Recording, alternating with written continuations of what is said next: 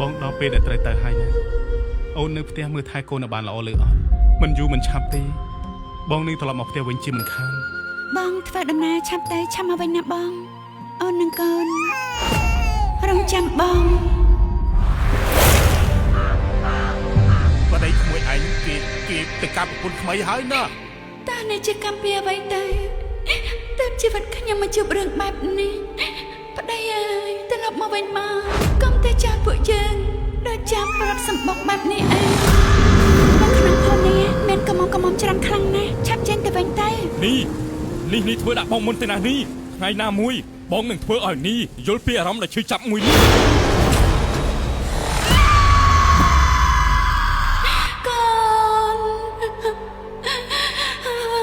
កូននៃណាឯងមិនអាចរកណារួចទេ